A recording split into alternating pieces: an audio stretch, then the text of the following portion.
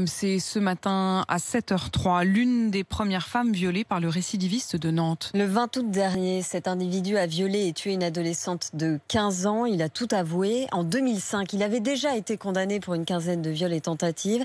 C'est aujourd'hui que l'inspection générale de la justice va rendre ses premières conclusions sur le suivi socio-judiciaire de cet individu après sa sortie de prison. Maxime Brandstatter a retrouvé une de ses victimes. Elle avait 20 ans à l'époque des faits. Il a fallu des années à Cali pour se reconstruire et aujourd'hui, elle est heureuse, elle a surmonté son traumatisme, même si le meurtre de Nantes ravive des souvenirs douloureux. Il y a 18 ans, j'avais eu peur de mourir parce que j'avais eu un couteau sous la gorge, donc forcément, ça a réveillé la même peur de mourir. À l'époque, elle a 20 ans quand un homme pénètre dans sa chambre et la menace avec un couteau pour la violer.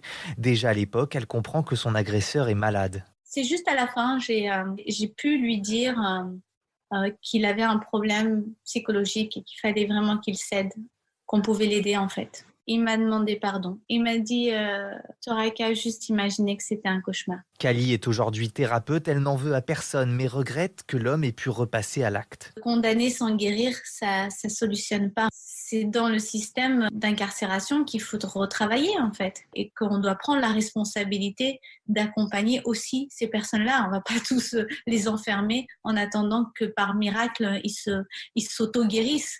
C'est pour moi dangereux de penser comme ça. En détention, l'homme dit exprimer une forme de regret selon le procureur adjoint de Nantes. Le jeune